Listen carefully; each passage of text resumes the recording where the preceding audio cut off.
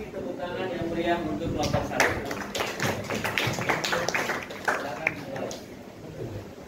Assalamualaikum warahmatullahi wabarakatuh. Waalaikumsalam warahmatullahi wabarakatuh. Selamat siang, salam sejahtera untuk kita semua. Om Swastiastu, Namo Buddhaya, Salam Kebajikan. Teman-teman sekalian, pernahkah kalian mendengar tentang filosofi Jawa? Filosofi ini ternyata memiliki makna yang mendalam loh, yaitu filosofi Adiningdiri Sakalati, Adiningraga Sakabusana. Filosofi ini mengajarkan pada kita bahwa kita dapat menilai kepribadian seseorang, serta kita bisa mengetahui harga diri seseorang dari bagaimana cara dia berucap dan dari mana cara dia menjaga penampilannya. Nah, teman-teman, di sini ternyata itu bukan hanya suatu ungkapan ataupun ucapan sembarangan, tapi filosofi Jawa ini juga mengajarkan pada kita bahwa seberapa pentingnya integritas dan cara untuk menghargai diri sendiri dalam kehidupan sehari-hari.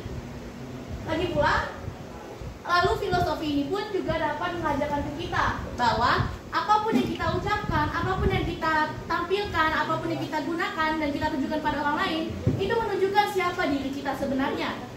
Lalu bagaimanakah cara pengaplikasian filosofi ini dalam kehidupan sehari-hari, dan apakah ada makna tersembunyi dalam filosofi Jawa ini?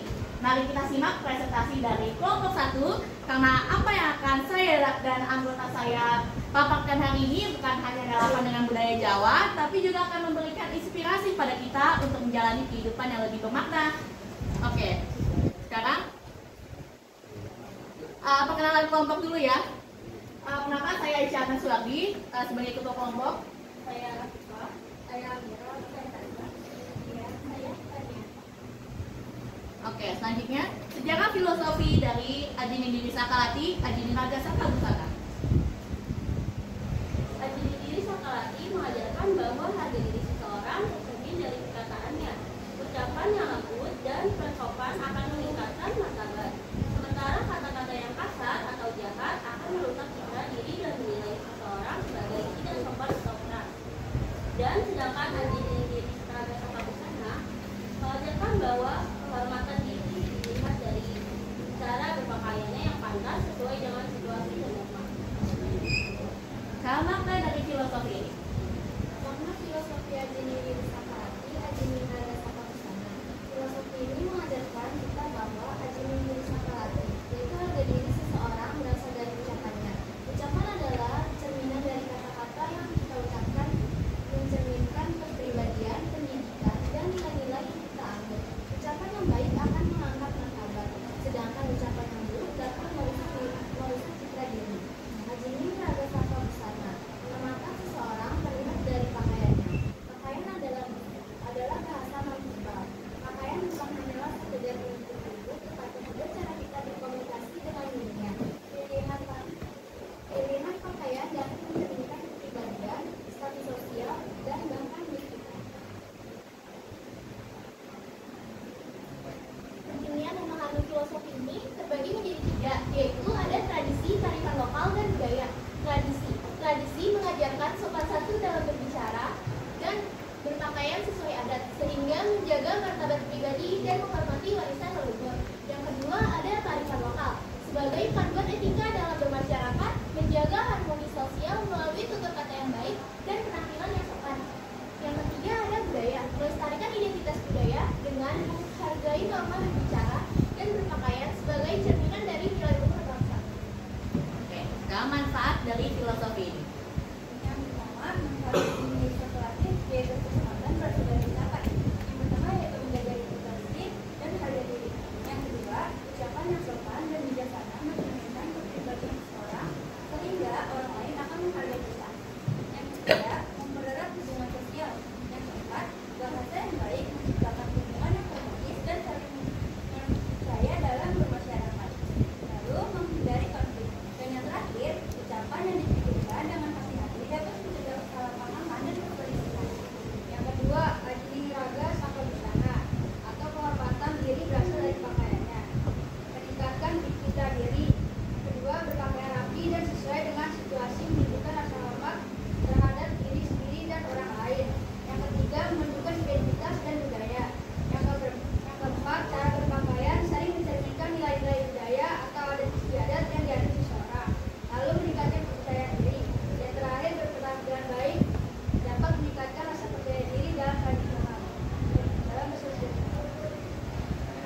Oke. Sekarang contoh penerapan filosofi Ajinindiri Sakalati, Ajiningraga Sakabusana dalam kehidupan sehari-hari. Yang pertama, kalau cara bicara tentu saja kita yang harus sopan, tidak menyakiti hati orang lain, serta santun juga. Dan untuk pakaian tentu saja harus rapi, sesuai acara. Maksudnya apa nih sesuai acara? Misalnya kalau kita sedang ada kondangan, tapi kita pakaiannya malah kayak ingin ke pantai. Nah, itu berarti kan kita tidak menghargai siapa.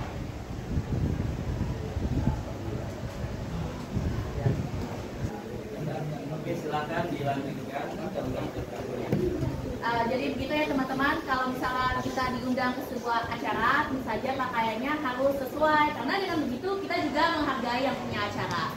Lalu selanjutnya, contoh penerapannya di sekolah. Tentu saja di sekolah kita juga diajarkan ya untuk berpakaian sopan dan rapi.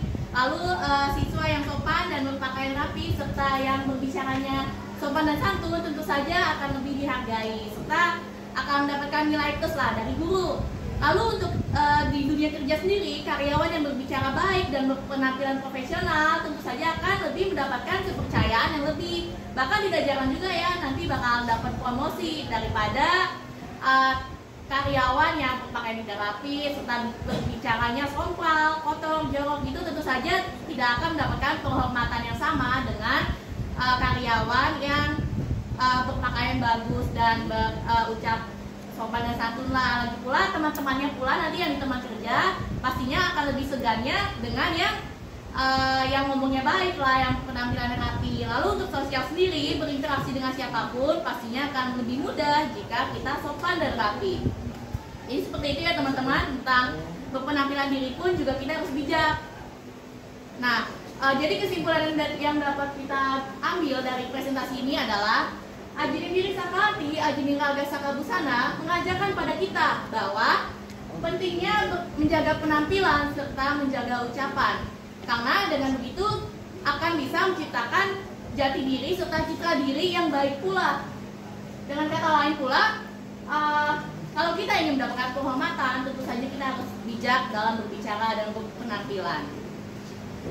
Demikian dari kami tentang filosofi dari Jawa ini. Bila teman-teman ada yang merasa ingin ditanyakan, boleh silakan. Silakan ya. Oke. Pertama Raihan, silakan Raihan. Bagaimana filosofi ini relevan dalam konteks pendidikan? Dalam konteks pendidikan ya. Oke, teman-teman ada yang mau jawab? Dalam konteks pendidikan. Itu saya. Kalau dalam konteks pendidikan, seperti yang kita tahu kan ya, murid-murid pun dari di bangku kelas SD pula juga sudah diajarkan untuk berpenampilan yang sopan, yang rapi. Bahkan kalau di upacara aja itu sering disuruh untuk memakai atribut yang lengkap. Dan tentu saja ini berkaitan dengan dunia pendidikan. Karena kalau dalam di kelas sendiri, kalau kita berpenampilannya rapi serta ucapan kita sopan, tentu saja akan membangun kondusivitas dalam belajar serta dapat menciptakan suasana belajar yang saling menghormati antara murid dan gurunya. Jadi seperti itu ya, karena kalau misalnya kita di dalam kelas aja itu pakaiannya masih acak-adulan ataupun ngomongnya masih sompral, tentu saja itu kan hal yang tidak lazim ya. Yang dimana hal yang tidak lazim itu dapat mengundang perhatian sehingga dapat mengganggu cara belajar, dapat mengganggu situasi guru saat menerangkan. Jadi seperti itu. Makanya balik lagi kita harus menjaga ucapan dan penampilan. Begitu kira-kira. Bagaimana Rehan? Lanjut ya. Oke. Silakan Yasmin. Kan katanya pakaian yang kita pakai menunjukkan diri kita sebenarnya. Oke. Tapi kalau belum tentu menunjukkan kepribadian kita gimana? Oke, siap. Dari teman-teman ada yang ingin menjawab? Oke, silakan. Najwa. Karena dari cara berpakaian itu belum tentu menunjukkan diri kita sebenarnya. Karena bagian juga kan kita berpakaian bukan hanya menunjukkan diri kita sebenarnya kan. Dan berpakaian itu pasti juga ada aturan kayak dengan sopan dan lain-lainnya.